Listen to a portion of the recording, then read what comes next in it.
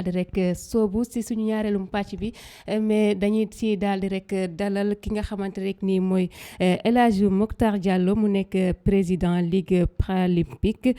ci Dakar nekk tamit deuxième vice-président sénégalaise du basket en fauteuil ci loolu nag dañ koy daal di rek dalal moom ci ñaareelum pàcc bi ñu nar a waxtaanee lépp li nga xam ne moo daal di rek laale li di handi sport ak maanaam rek défi yi ñu ci war a relever ak yan matuwaay la ñuy soxla ngir mën a daal di rek gën a avancer ci discipline bi ni mel boo xam ne sax ne dafay def ay jaloor ci wàllum sport mais dafa mel ni rek ñu bëri duñ leen jox gët bi ñu daal di rek yelool ci wàllum résultat yi nga xamante ne ñu ngi koy daal di def mu nekk discipline tamit boo xamante rek ne ràññee nañ ko bu baax a baax ci Sénégal mais médias yi joxuñ leen maanaam rek importance bi nga xam ne jox nañ ko équipe nationale comme bi ñu ko doon waxtaanee sànq Moctar maa ngi lay nuyu di la dalal. waaw maa ngi leen di fay maa ngi lay remercier di leen nuyu yéen ñëpp di leen sant di leen remercier aussi ci invitation bi donc comme ni nga ko waxee rek ma nekkal fii le CNP handisport du Sénégal nekk le président de la Ligue paralympique de Dakar en même temps deuxième vice-président de la section de basket en fauteuil roulant donc yaakaar ne dinañ waxtaan lu am solo lu jëm ci cadre handisport. d'accord si handisport boobu nag laataa rek ñu daal di soobu ci maanaam suñu sujet bi nag dañuy daal di rek joxaat kàddu gi suñu invité bi nga xamante ne mooy Mbaye mu daal di rek joxe moom son mot de fin d'après la ñu jot waxtaanee fi yëpp mu daal di rek laal wàllum football ak décision bi nga xam ne amoon na ko ci fédération bi coach Pape Thiaw. waa Agnès ginnaaw bu ma nuyoo sa gan bi di monsieur Diallo ba pare. wax nga dëgg waxtaane nañ fi yu bari ci li nga xam ne moom la fi président fédération wax léegi ci ngoon gi ci conférence de presse bi waaye nag li man leen rek lay wax daal ngir yàlla nañu dimbali ci yaamane ak maalane ji te jéem a jublu ci liggéey bi te xam ne CAN 2027 mi ngi ñëw qualification yaa ngi di ñëw ci mois de septembre bi ak yeneen compétition yi nga xam ne tam équipe nationale mi ngi ci jëm nañu dimbali rek gaaw jublu ci liggéey bi te bàyyi yaamane ak maane bi parce que li am ñëpp di Sénégalais yëpp gisandoo nañ ko kenn mënu ragg sa bopp ba mu set taxal keneen su fekkente ne bii naufrage la na nekk naufrage collectif mais bu mu nekk sang sa bopp ba mu set teg fee jël keneen tilimal pour dem loolu Sénégalais yi duñ ko nangu te ñu xam ne daal équipe nationale moomeelu Sénégalais yi la mais du moomeelu kenn. képp ku am sa club nag nga xam ne yaay sa président club yaa ko moom sa moomeel la mais nañ xam ne équipe nationale bii waratuñ di ko foye parce que Sénégal génn na ci étape bu nga xam ne duggal na ci étape bu nga xam ne waratuñu reculer delluwaat ci fi ñu jóge woon waaw ginnaaw loolu nag maa ngi leen di gërëm di leen sant ci invitation bi ngeen ma defal fii yaakaar na liñ fi waxtaane yépp luy jëriñ Sénégal rek lañ fi waxtaane di tàggatoo ak sa téléspectateurs yi nga xam ne ñu ngi seetaan télé bi ñëpp di leen wax ne daal incha allah xëy na du yem fii dinañ fi ñëwaat ci yeneen waxtaan incha allah benn yoon. d'accord ñu di la jaajëfal bu baax Mbaye Fadia la woon suñu invité ci loolu rek la ñuy daal di rek dem daal di rek ànd ak kontaan ak mbaneex ak ci sa teewaay Moctar Diallo Moctar mën nga ñoo wax yow sa ban maanaam poste rek nga occupé aussi sa teewaay ci biir handi sport lan la. voilà comme ni ma ko waxee léegi Agnès donc ginnaaw bi ma leen remercier ci invitation bi. ci turu CNP handisport man maay le président de la Ligue paralympique de Dakar nekk en même temps deuxième vice-président section sénégalaise de basketball en fauteuil roulant donc ma ñëw fi tey teewal fi le mouvement paralympique sénégalais pour waxtaan vraiment li nga xam ne moom la paralympique bu Sénégal di def comme ay activité. d'accord si loolu nag dañuy laaj su maanaam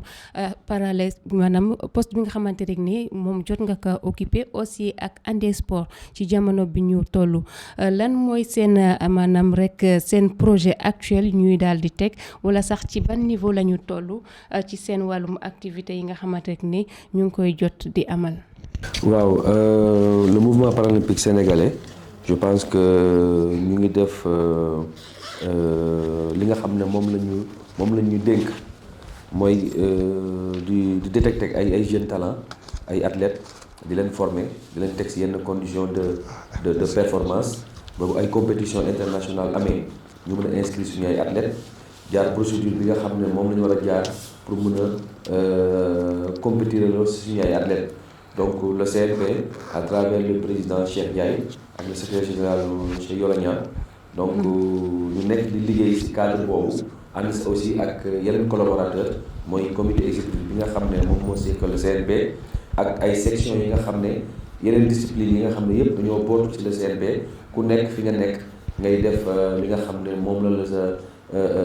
moom mooy directive yi nga xam ne jox nañ la ko pour nga mën a liggéeyal le mouvement paralympique sénégalais. Donc tey man xëy na particularité bi ma mën a am pour mën a wax ci mouvement paralympique mooy ancien athlète la ancien basketteur en fauteuil roulant la ba tax tey ma dem ba nekk dirigeant donc ce qui veut dire que am na lan mooy jafe-jafe yi nga xam ne athlète handisport yi de manière générale ñu ngi koy dund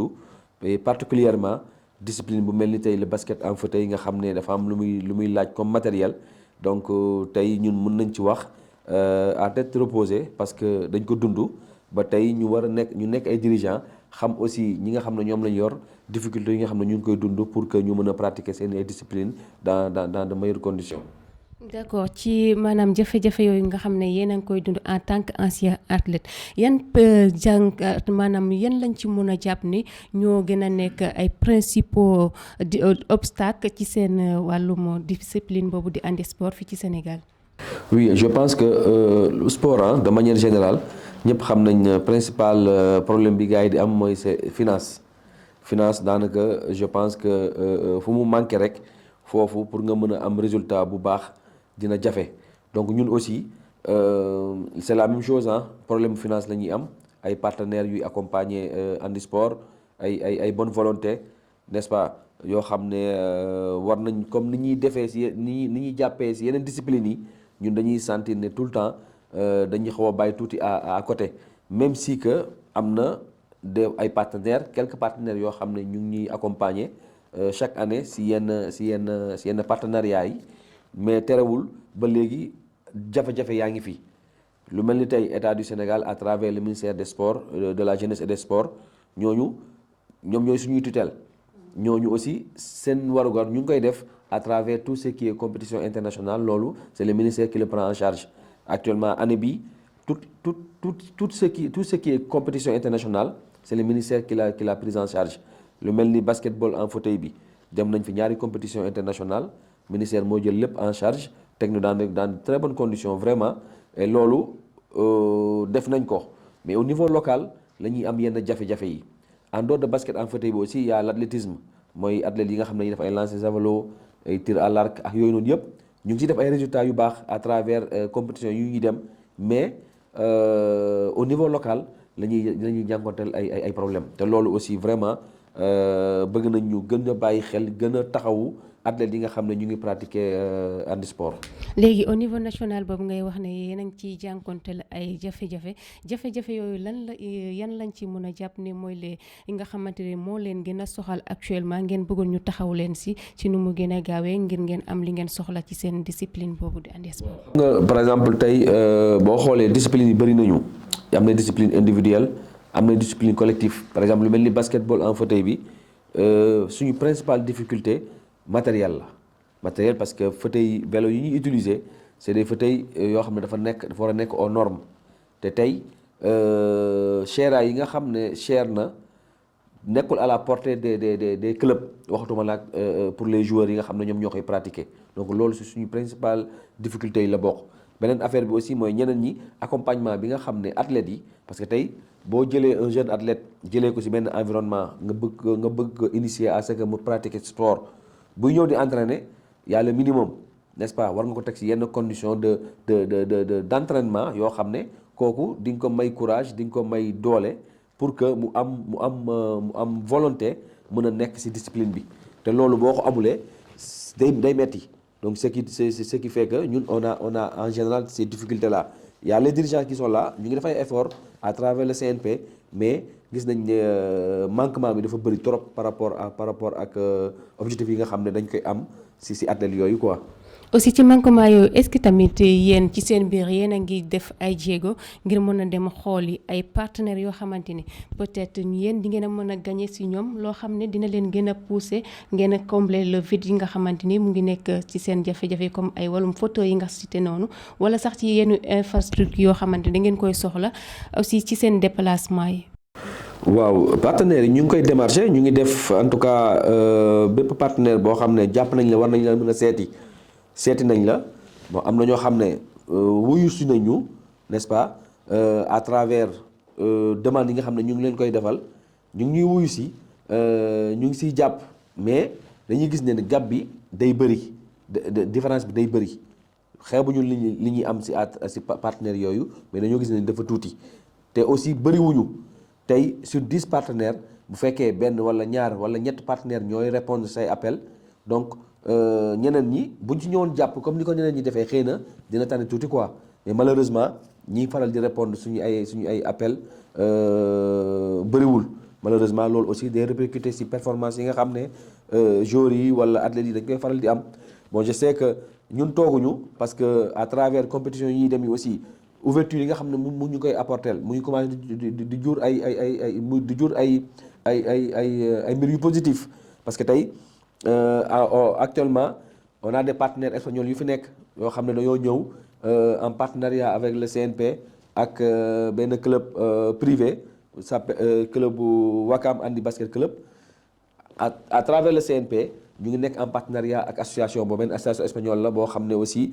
suñu benn naataango sénégalais nekk Espagne nekk joueur international espagnol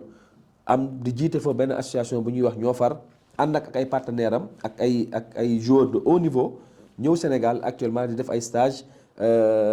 de perfectionnement suñu ay joueurs ak suñu ay techniciens donc genre yooyu aussi lu ñu soxla la lu ñuy encourager la malheureusement bëriwul li ñu koy am bëriwul n'est-ce pas donc te loolu ñun xam nañu lan la ñuy apporter te ñooñu bu ñu ñëwee aussi en dehors de li ñuy apporter côté technique dinañu aussi indil quelques matériels yi nga xam ne difficulté yu ma lay faral di wax ni léegi yu mel noonu aussi dañ koy soxla donc bu ñu ci amee lu bëri mën nañu jàppale ci lu bëri quoi. D'accord mais est-ce que loolu tamit ci benn côté nekkul ne manque de visibilité wala benn reconnaissance ci côté des médias moo xaw a faillir à leur mission moo tax mu xaw a am yenn maanaam partenaires yoo xam ne peut-être ñoom duñu xam ne yéen a ngi def yenn résultats yoo xamante ni c'est à magnifier parce que boo xoolee nekkul ne Sénégal discipline yi bari nañ fi mais c'est le football maanaam équipe nationale A la ñu gën a jox gëdd que ne yeneen discipline alors que yeneen discipline ñu ngi def résultats yoo xamante ne macha allah mën nañ ko rafetlu mën nañoo wax ne ñu ngi percer mais dafa mel ni tamit médias yi ñoo xaw a taxawee ci benn boor côté boobu. waaw loolu aussi beneen problème la mooy que malheureusement les journalistes sportifs ñoom la ñuy wax parce que ñoom ñoo war a di relayer suñu ay activités déjà loolu am na ci manquement bu bëri à travers ñoom li ñuy def te warul demee noonu parce que ku wax boppam ne journaliste sportif nga war nga mën a gëstu discipline sportive yëpp yi am ci dëkk bi n'est-ce pas donc loolu aussi manquement la boo xam ne dañ koy dund beneen affaire bi aussi mooy même buñ ciy ñëw le peu d'information ñu war a mën a am ci li ñuy def dañuy gis ne ni xamuñu ko tey ñun discipline yu ñuy def am na ay particularités yoo xam ne tey journaliste bu ñu jàpp ne journaliste bu mag la boo ko ñëwoon tey teg ko wax ko ci histoire Andi Sport mu wax la ci dara da ngay gis ne ni daanaka xamu ci dara te loolu c'est pas normal parce que te loolu day répercuter parce que tey ñëpp xam nañ ni fi àdduna bi toll média lu muy jouer image dafa am lu muy jouer tey ci lépp looy def ci àdduna donc bu fekkee ne ñun am nañ manquement boobu loolu aussi c'est pas à notre faveur pour mun ñu propulser au devant de la scène pour que voilà partenaires yi parce que partenaires yi aussi dafa am lu ñuy wër ñoom seeni produits la ñuy bëgg a jaay visibilité la ñuy wër bu fekkee ne gisuñu ay action wala ay mbir yoo xam ne mën na leen permettre seen visibilité mën ci feeñ ñoom mënuñu sawar pour ñoo jàppale la donc loolu aussi problème la boo xam ne am nañ ko ak journalistes sportifs yi particulièrement ba tax na ñu ngi leen di woo à ce que vraiment ñu gën a ñëw gëstu Andi Sport li nga xam ne ñu ngi koy def parce que compétition internationale yi valide di def à côté moom la Andi Sport aussi di def la preuve derniers Jeux olympiques yi am nañ ay athlètes sénégalais yu dem participer à côté aussi am na ay Jeux paralympiques yoo xam ne aussi ay athlètes paralympiens yu dem te bu ñu xoolee en termes de résultats par rapport ak participation bi ñun athlètes paralympiques yi résultats yu ñu am moo gën a baax résultats yu valide yi am donc ce qui veut dire que foofu boo ko xoolee da ngay gis ne vraiment pour ne pas dire discrimination mais boo xoolee analyser bu baax da ngay jàpp ne c'est ça c'est parce que peut-être c'est le handisport c'est des gens yoo xam ne en termes de visibilité nit ñi xamuñu leen loolu moo koy indi te loolu aussi c'est pas encourageant. d'accord est-ce que yéen tamit jéem ngeen a xool noo leen mën a demee ci côté média yi ngeen waxtaan ak ñoom ngir ñu mën a ñëw envers vous est-ce que tamit ouverture boobu am ngeen ko est-ce que am nekkul dafa am benn porte boo xam ne di ngeen ko xaw a tëjal média yi tamit loolu amul seen biir wala. non loolu amul parce que déjà CNP bi am nañ direction boo xam ne communication rek lay gérer ce qui fait que lépp lu ñu def comme activité dañuy informer journalistes yi des fois dina am ñu ñëw des fois dina am ñoo xam ne du ñu ñëw ñi nga xam ne bu ñu ñëwee information ñu ciy am mën nañ ko relayer ñenn ñi aussi niñ ko war a jàllalee du jàll ni mu war a jàllee mais ñun activité bu ñu mënta am dañuy invité presse bi dañ leen di jox suñu ay programme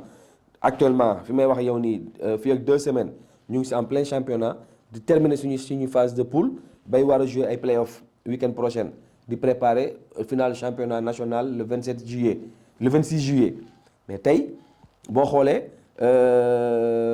journalistes sportifs yi déroulement wu championnat bi parce que commencé nañ championnat depuis bu yàgg ba tey ñu ngi ci phase de terminaison mais tey amul journaliste dina tuuti journaliste booy interroger mu wax la nan la parcours championnat bi demee ren au niveau du basket en fauteuil mu ñu jox ay informations yoo xam ne yu crédible la alors que ñu ngi déroulé championnat boo xam ne c'est un championnat national région yu bëri di participer ba tey ñu ngi ci fin bi mais malheureusement visibilité bi ci war a am ak communication bi ci war a am amu ci mais ñun ñu ngi dem vers ñoom mais xëy na après ñoom ni ñuy war a traiter information yi moo demul ni mu war a demee quoi. d'accord aussi ba léegi ci côté boobu lay desee ndax yéen pare ngeen pour accueillir benn journaliste boo xam ne dafa ñëw pour mën a comprendre seen stratégie nan lay demee aussi seen maanaam seen compétition ci ban base ngeen koy libéré aussi compétition yi nga xamante ne yéen a ngi ciy participer parce que boo xoolee ak ci li nga wax sànq loolu dëgg la am na ñoo xam ne ils ne maîtrisent même pas yéen li ngeen di def moo tax duñu ñëw envers vous pour mën a relayer l'information est-ce que tamit su fekkoon ne am na kenn koo xam ne wala waxuma sax kenn mais ñu voilà la presse en tant que telle ñoom def nañu benn collaboration boo xam ne dañ koy soxla ak yéen pare ngeen pour ubbi leen porte pour ngeen liggéey en synergie. mais bien sûr parce que ñun au niveau du CNP comme ni ma la wax ne am na benn cellule de communication boo xam ne mettre nañ ko en place te ci biir cellule boobu am na si ay journalistes professionnels yoo xam ne ñu ngi ci cellule bi la preuve dernière meeting Marrakech boo xam ne amoon na Maroc. délégation sénégalaise bi demoon ànd nañ ak benn journaliste sportif moom la ñu àndaloon donc ce qui veut dire que ñun ñu ngi def ay efforts pour loolu n'est-ce pas donc fii aussi bépp activité bu ñuy def comme ni mu la fa waxee léegi nii dinañ associer journalistes yi dañ leen invité wax leen li ñuy def donc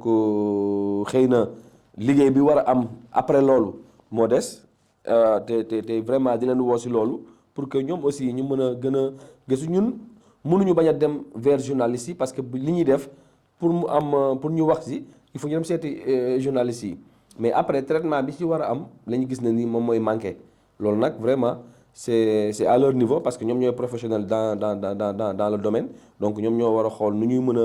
a gérer loolu pour que vraiment visibilité bi nga xam ne soxla nañ ko handisport mun ko am quoi parce que ñun à notre niveau en tout cas ñu ngi def suñu kéemtalaay kàttan pour mën a organiser ay compétitions. Athlètes yi ñi leen di jéem a teg ay conditions yu mën a entraîner n'est-ce pas club yi aussi ñu ngi def ay efforts à leur niveau.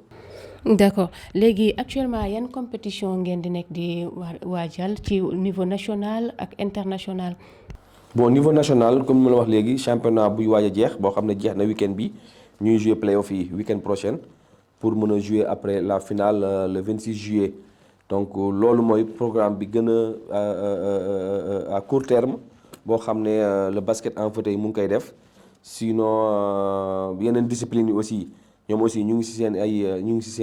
seen ay compétition xëy na yow c'est des compétitions individuelles loolu aussi bu ñu jàppee date bi ba xam activités yi nga xam ne moom moo concerné discipline yooyu aussi dinañ ci communiquer mais pour le moment basket en fauteuil bi moo nekk en cours de en phase de terminaison comme ni mu la wax léegi ñuy waaj a jouer suñu finale le 26 juillet di profiter ci occasion bi di lancer appel pour que vraiment gars yi ñëw wuyu si parce que comme li ñuy wax léegi nii genre événement yu mel noonu ngay mën a ñëw découvrir ngay mën a xam vraiment li nga xam ne moom la ñuy nekk di def te c'est boo fa ñëwee aussi di fa gis loo xam ne nga naan non ñu bëri bu ñu ñëwee affaire bi da leen di jëlee kaw parce que duñ mën a yaakaar ne lu mel ni am na fi alors que ñëpp xam nañ tey personne handicapée muy jeune nekk si benn milieu bi tey boo ko gisee muy exercer aussi domaine sport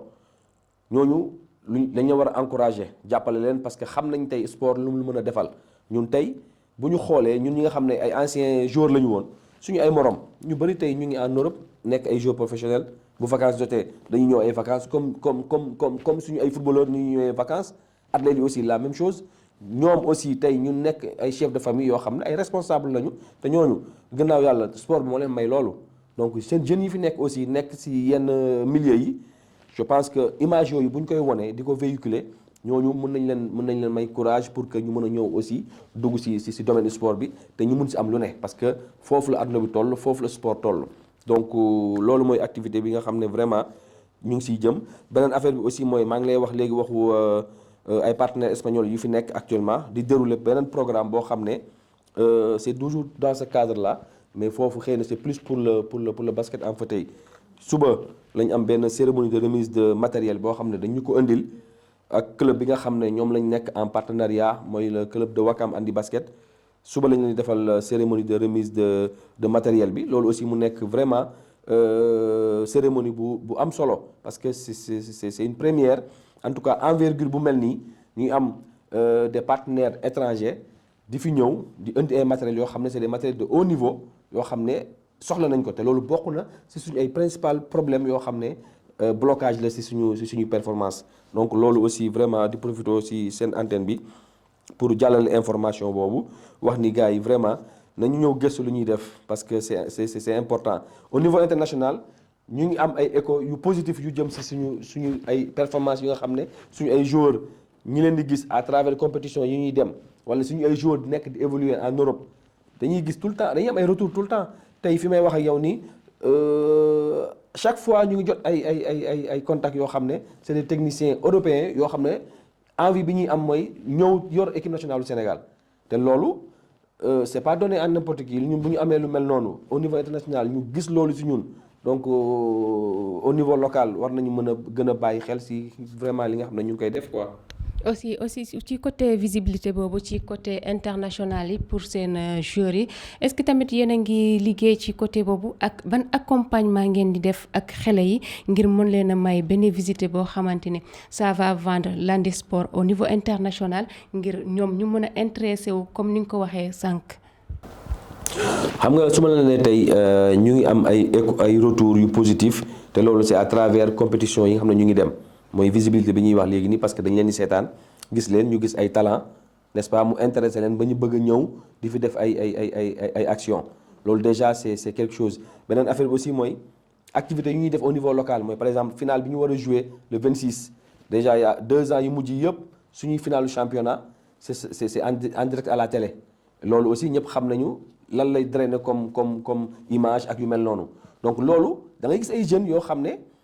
xam nañ ni ñu ngi compétir ñu ngi leen di wane télévision ñuy feeñ te ñëpp xam nañ ne lu image di def ci nit donc ñun loolu la ñu am après nag ñoom aussi bu ñu gisee seen i morom yi nga xam ne fii lañ nekkoon démarrer fii seen carrière tey ñu nekk ay joueurs professionnels n'est-ce pas di am ay contrat comme ni ko nit ñi di amee boo leen gisee nii bu ñu amee vacances ñëw wala bu équipe nationale amee ñu sélectionné ay joueurs expatriés sélectionné ay joueurs locaux boole leen ñooñu bu ñu gisee ñooñu gis niveau bi ñu am ak évolution bi nga xam ne am nañ ko côté socialement ak yooyu ñoom loolu da leen di loolu rek ne serait-ce que loolu rek da leen di may courage pour ñu mën a liggéey mais malheureusement day am toujours frein boo xam ne matériel bi toujours day ñëwaat ak conditions yi mooy tey bu fekkee ku war a jóge fu sori war a dem di entraîner beneen bërëb distance bi transport bi bu fekkee les moyens ne sont pas là kooku pour mu respecter entraînement yi ba am benn niveau de performance bi du yomb donc yooyu yëpp mooy difficulté yi nga xam dañ koy am. d'accord aussi si ginnaaw loolu est-ce que yéen a ngi jéem a liggéey ba nga xamante ne da ngeen a am benn média partenaire comme ni nga ko waxee sànq pour division bi nga xamante seen ak toutes ces kii activités yi nga xamante da ngeen koy effectuer ngeen mën a am benn média boo xamante ne moom à chaque fois moom mooy ànd ak yéen di leen diffuser seen activité mooy compétition yi ngeen di def les cérémonies en dehors du sport en dehors voilà des compétitions internationales voilà. waaw bon xam nga bon loolu aussi xam nga les médias en général médias yi fi nekk yëpp c'est des médias privés tey pour nga mën a jël benn média yi ñëw aki moo ko nekk yow lay liggéeyal yow rek war a liggéeyal loolu day metti mais médias yi je pense que yéen seen créneau contenu nga ni wër lu visible loo xam ne ku ko gis dina neex a xool quoi je pense que journaliste surtout journaliste sportif loolu la sax quoi ay événements sportifs yoo xam ne xëy na amul yenn envergure yi mais li ngay découvrir ci sport bi loolu matière la quoi je pense que ku mës a gis assister match basket en fauteuil nga gis ni muy demee di nga bu fekkee contenu ngay wër loolu contenu la n'est-ce pas donc loolu ñun li ñu mën mooy jàllale information yi wax li ñuy def mais après je pense que c'est aux journalistes sportifs ñëw li ñu soxla li ñu bëgg a xam ñoom ñoo ko war a mën a ñëw jël si ñun li ñu am mooy bu ñu amee suñu programme on invite les gens ñu informer journalistes yi ñi ñëw ñu xool li ñu bëgg a xool buñ ci bëggee dara ay information la preuve comme ni ngeen def nii invité ñu ñoo waxtaanee handisport bu ñëpp doon def nu mel nii kon côté visibilité bi kon dina gën a yaatu te loolu aussi partenaires yi loolu lañ soxla donc c'est ça quoi. d'accord léegi dañu ñëwaat ci côté infrastructure maanaam fi nga xamante ne di ngeen fay mën a di nekk di def seen activité aussi côté boobu xam nga sànq si lu ñu nga ne état mu ngi leen di accompagner si yenn compétition yi su fekkee da ngeen dem compétition internationale wala yenn yi ci biir dëkk bi mais tamit ci côté infrastructure bi en dehors des finances est-ce que côté boobu tamit yéen a ngi ciy am jafe-jafe wala mu ngi am avancement. oui dañ si am jafe-jafe parce que terrain yi ñuy faral di defee suñuy activité mooy par exemple yi ñuy entraîné wala yi ñuy defee suñuy compétition des fois li si ëpp terrains yi c'est des terrains qui ne sont pas accessibles c'est des terrains yoo xam ne nekkuñu aux normes n'est-ce pas pour mën a pratiquer discipline yi nga xam ne ñu ngi koy def loolu aussi loolu aussi problème yi si jafe-jafe yi la bokk mooy infrastructure loolu moom daanaka même bu dul sport bi kese infrastructure moom pour par rapport à accessibilité wu personnes handicapées yi loolu problème bu fa nekk la n'est-ce pas donc loolu nag c'est beaucoup plus compliqué tey boo demee seetaan suñuy match championnat xool terrain yi ñuy jouer suñuy match déjà da nga naan non lii risque la sax pour les joueurs mais on n'a pas le choix li nga am loolu nga parce que club yi c'est des matchs yoo xam ne ay club ak club la club yi dafa am club yu recevoir am club yu génn donc yow terrain bi ngay recevoir mooy fi ngay entraîner dëkk fa nga mën a recevoir donc des fois da nga ñëw gis ay situation yenn terrain yi da ngay désolé wu mais malheureusement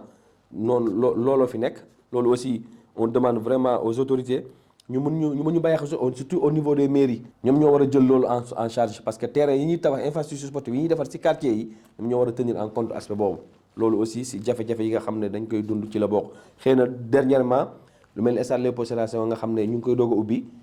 avant suñuy athlètes fa la doon entraîner mais depuis bu ñu ko tëjee woon mu nekkoon en chantier amatuñu woon fu ñuy entraîner loolu aussi ça a beaucoup joué ci performance suñu ay athlètes bon heureusement stade bi ubbiwaat nañ ko jeunes yi commencé waat nañu entraîner na foofu espérons que ñooñu déjà c'est bien am na yeneen camp d'entraînement yoo aussi dañ ko war a décentraliser par exemple lu mel ni ci banlieue bi am na jeunes yu bëri yoo xam ne boo leen naree jëlee ay Tëngéej di leen indi fii tout le temps di entraîner day metti donc ce qui veut dire que ñoom zone yu ñu nekk yi seen ay maire ñoo ne war a jàppale ci loolu aussi defaral ay infrastructures yoo xam ne dinañ fa mën a pratiquer seen ay disciplines ñu bañ tout le temps di jógee de quartier en quartier alors que transport bi ñëpp xam nañ déplacement wu handicapé problème la donc boo si naree teg aussi di def distance yu sori aussi day metti.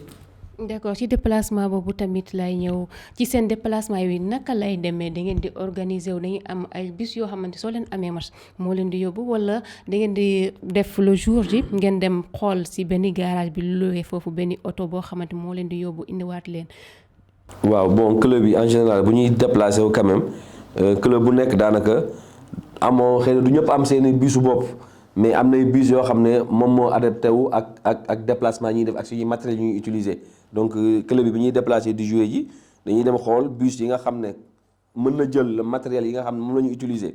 ñu jël leen mais c'est pas des bus yoo xam ne comme li ma ko waxee léegi adapté wu na ak le handisport. am na nag yoo xam ne am nañ ko am nay club yoo xam ne à travers ay partenaires wala seen ay municipalités ak yooyu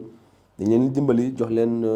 même bu ñu ko moomulee mais saa ñu war a déplacé wu ñoom ñoo jox ay bus yoo xam ne moom la ñuy déplacé woo pour seen ay rencontres. d'accord ci côté infrastructure actuellement ci Sénégal ñaata infrastructure ngeen am yoo xamante yéen a ngi fay dajaloo ngir mën a def seen activité maanaam tàggatu wala compétition. bon stade Léopold Sédar Senghor moo am déjà environnement boo xam ne mën nañ fa jeunes yi athlètes yi mën nañ fa entraîner à part loolu stade Iba Mar Diop la woon boobu aussi dafa nekk en construction donc foofu kenn entraîné te foofu am na camp aussi bu nekk Thiaroye ci biir camp bi camp de Thiaroye foofu aussi am na benn centre d'entraînement bu fa nekk mais infrastructure yi moom accessibilité moom c'est pas nekkul présent wul si infrastructure yooyu donc tey boo noo xool Léopold Sédar Senghor nga fi mën a am infrastructure sportive boo xam ne mën nañ fa dem en termes d'accessibilité ak environnement sportif mën nañ ko fa def quoi bu weesoo loolu moom Thiès aussi c'est vrai que am nañ terrain boo xam ne xëy na moomuñu ko personnellement mais au moins sóoraale nañ leen ci terrain bi ba tax na seen ay entraînement seen match officiel yi ñuy recevoir moom lañ koy defee Mbour aussi club comme Mbour aussi am nañu seen infrastructure sportive ñooñu aussi lu am la bien vrai que ba léegi rek norme d'accessibilité yi duñ ko respecté mais au moins am nañ terrain boo xam ne mën nañu wax ñoom ñoo ko moomal seen bopp. bon y a aussi le centre Talibou Dabo nga xam ne moom aussi mu ngi fii Grand Yoff moom aussi am na terrain boppam boo xam ne équipe bi centre bi moo ko moom donc à travers centre bi équipe bi fay entraîner ma nekk président centre bi d'ailleurs club handisport de Talibou Dabo ñoom aussi am nañ terrain boo xam ne fa la ñuy entraîner mais ba léegi en termes de norme d'accessibilité wala norme yi terrain yi war a respecté wuñu ko malheureusement. d'accord est-ce que vous avez tamit saisi ci côté boobu l'État pour mu defal leen benn centre boo xamante ne yéen kese lañ koy jagleel nga xam ne dina mën a répondre aux normes yi ngeen di soxla. bon xëy na pas saisir état bi pour que ñu defaral ñu infrastructure yoo xam ne c'est uniquement pour le handisport loolu xëy na mën na compliqué mais à travers infrastructure yi nga xam ne ñu ngi koy tabax mu accessible xëy na ñu mën a permettre handisport comme ni si valide di entraîner handisport aussi mën di ci entraîner parce que loolu aussi je pense que au niveau international si dëkk tubaab bi looloo fa am terrain yi dañuy teg ay terrain yu accessible nga xam ne bu valide di entraîner fii handisport wala athlètes yi dafa handicap yoo xam ne ay handicapé aussi mën nañu am fu ñu entraîner loolu aussi problème la boo xam ne du fépp fu ñu dem aussi bépp autorité bu ñu toogal dina bokk ci suñu ay discussions yi nga xam ne dañ koy aborder ak nit bi nga xam ne moom la ñuy toogal si cadre avancement wu handisport. d'accord léegi soo doon lancer un message aux jeunes yi nga xamante ne ñu ngi dund avec des handicaps te ñu bëgg bokk ci maanaam handisport léegi message boobu lan lay doon aussi handisport yan discipline la ñuy nekk di pratiquer. ok donc loolu jox naa la ci ay exemple léegi ay athlètes yu fi nekkoon yoo xam ne fii la ñu démarrer seen carrière te yàlla def ñu nekk ay joueurs professionnels ay athlètes de haut niveau n'est-ce pas ñuy am seen teranga parce que loolu aussi mooy finalité bi. ñooñu rek exemple lañu pour que ñu mën a booster yeneen jeunes yi ñu mën a def loolu léegi nag beneen affaire bi aussi mooy liggéey bi c'est à la base mooy que ci quartier yi n'est-ce pas ñun responsabilité yi suñu devoir mooy fépp fu ñu gis benn jeune parce que bu ñu la gisee automatiquement war nañ mën a xam ne yow war nga mën a nekk un athlète li ñu mën a def mooy ñëw sensibiliser le jeune waxtaan ak moom waxtaan ak ay parents am fexe mu ñëw intéressé aussi li ñuy def loolu aussi beneen combat la parce que tey yombul. boo fekkee nit mel ni jeune handicapé nga xam ne ñun gis-gis regard bi nit ñi di am si xale bu am handicap n'est-ce pas surtout bu fekkee dafa nekk yenn situation yi boo ko bëggee jëlee foofu indi ko ne ko kaay def sport loo xam ne xamu ko day jàpp ne mënul nekk kooku dafa laaj accompagnement bu am solo mooy que pour nga sensibiliser ko pour nga mun ko convaincre mu ñëw def il faut nga am loo ko mën a taxawoo. n'est-ce pas loolu nag ñun ñu si def suñu kéemtalaay kàttan ñun dirigeants yëpp à travers le CNP nga xam ne tey ñoom dañuy dem ay visites n'est-ce pas si yenn ligue yëpp di waxtaan ak ligue yi fa nekk pour que vraiment loolu nekk suñu créneau mooy que ñun fépp foo gis xale boo xam ne handicapé la ñëwal waxtaan ak moom jéem ko xëcc indi ko soit sa club wala nga xool nga orienté ko foo xam ne bu fa demee mën na épanouir bu fa fekkee ay moromam aussi dina xam ne ndekekat am na beneen environnement beneen monde boo xam ne mën na ko permettre mu mën a réaliser ay rêve am loolu aussi si suñu ay objectif la bokk te loolu mooy suñu devoir ñun en tant que ay anciens ba tey ñu nekk ay dirigeants si handisport bi quoi. donc loolu suñu liggéey la liggéeyu média bi la képp koo xam ne aussi am nga si ay notion nga xam li ñuy def importance bi mu am nga toog nekk sa koñ gis ba jeune handicapé yow sa bopp loolu war na mën a nekk sa devoir nga ñëw waxtaan ak moom jéem ko sensibiliser wax ko loo xam ne xëy na xamu ko woon bu ko defee nga mettre ko en relation ak ñi nga xam ne ñun parce que loolu la ñu jox comme mission que ni faire développer la pratique du handisport à travers les jeunes te loolu pour nga am ko il faut nga ñëw waxtaan ak nit ki nga xamal ko li lan mooy handisport ba pare bu ko defee nag nga mun ko pousser à ce que mu mun a ñëw def affaire bi. d'accord actuellement ñu ngi toll ci jamono vacances xale yu bëri ñu ngi ci vacances école tëj na aussi est-ce que yéen a ngi xalaat ngeen def ay activités yoo xam ne activité vacances lay doon ci ñi nga xamante ne mooy xale yi dund ak handicap te ñu nekk ci école yi ci jamono gi ngir ngeen mën leen boole si mbir mi. non vacances nag moom en général ñun aussi dañuy def vacances par exemple bu championnat bi jeexee pratiquement dañuy dem vacances parce que comme nawet la te képp xam nañ ne état de droit lañ nekk. saison sportive dafa am date bu muy commencer am date bu muy jeex le 31 juillet noonu lépp luy discipline sportive nationale dafa war a jeex si yoon quoi donc ñun aussi c'est la même chose moo tax le 26 juillet mooy finalu championnat bi n'est-ce pas parce que man nawet surtout ñun ni ñuy pratiquer ci terrain yi doo mën a buy taw par exemple doo mën a pratiquer basket en fauteuil athlétisme aussi la même parce que en plein air la ñuy def suñuy activité donc pratiquement vacances yi moom daanaka ñun ñëpp bu saison bi jeexee dañuy dem noppalu ñun tamit ñu nekk ci leneen ba saison bi ubbiwaat après ñu commencer suñuy activité quoi. d'accord xam naa dañuy daal di jaaree foofu rek jeexal bala mee laata loolu dañ lay jox le mot de la fin. waaw donc di leen remercier ci invitation bi vraiment di wax ni initiative yu mel nii ñun bëgg nañ ko soxla nañ ko n'est-ce pas parce que lii dafa ànd ak li ñuy def parce que li ñuy def ak lépp luñ ci mën a am wala lépp luñ ci mën a def mu nekk lu baax mais bu amul communication bu amul visibilité pratiquement ñi ko war a xam gis ko ba xam liñ ciy def duñ ko mën a xam donc vraiment ñi leen di remercier ci invitation bi di remercier seeni ay internautes et yaakaar nañ ne aussi liñ fi waxtaan bu jàllee nit ñi déglu ko dañ xam ne vraiment lu am solo la loo xam ne ku nekk ci ñun tey mën na nekk sa devoir mën na nekk sa combat boo xam ne mën nga ko def parce que ñun xëy na ñun nañ jox loolu ne ko ñun la ñu war a def mais tey yow mi déglu lii boo génnee xëy na du ñàkk xam nga athlète boo xam ne walla jeune boo xam ne mosoon xalaat ni war na mën a def lu mel nii yow sa bopp jëlal responsabilité boobu nga dox loolu donc si loolu la ñuy woo nit ñi vraiment encore une fois di leen remercier ci invitation bi di yaakaar ne rek du yam ci bii de toute façon ñun lépp lu ñuy def en termes d'activité dinañ ci associer journalistes yi yéen aussi désormais lépp lu ñuy defati incha allah à travers le CNP n'est-ce pas dinañ leen informer bu ko defee ngeen ñëw parce que li ngeen di soxla ba leen ñëwee suñuy activité di ngeen am loo leen mën a jaay wala loo leen mën a vraiment contenu boo xam ne mën ngeen ko dugal seen ay page pour mu am visibilité. d'accord exactement en tout cas ñun ñu ngi fi daal pour yéen soo leen ñu soxlaa rek mën ngeen ñëw contacter ñu ñëw def ak yéen seen activité on est disponible pour vous aussi pour accompagner leen ci seen activité yëpp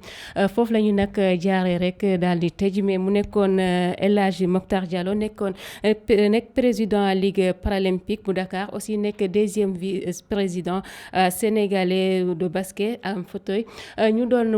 waxtaanee rek lépp li nga xamante ne moo laalee li di handisport ak discipline ñuy jot di def aussi ak jafe-jafe yi nga xamante ne ñoom ñu ngi koy jot di rencontrer ak yan maanaam rek accompagnement la ñuy soxla ci côté état aussi ak côté partenaire aussi ci côté visibilité bi tamit ñuy woo médias yi nga xamante ni ñoom mën nañoo déplacer wu dem def ak ñoom ay activités ngir mën leen a may yenn visibilité yi ak notoriété yi ñu gën a xam ràññee seen liggéey bi nga xamante ni liggéey bu mucc ayib la ñoom ñu ngi koy def ci wàllum sport mais tamit nekkul yemul sax ci wàllum sport kese mais lépp li nga xamante rek ni dafay jëmal société bi ci kanam aussi daal di accompagner ndaw yi nga xamante rek ni ñu ngi daal di dund ak lii di woylaago loolu moo nekkoon seen plateau tey ñu daal di koy rek amal loon fii ci seen télé di Forough TV. Agnès Bénédicte Soxna Diouf moo leen ko daan présental.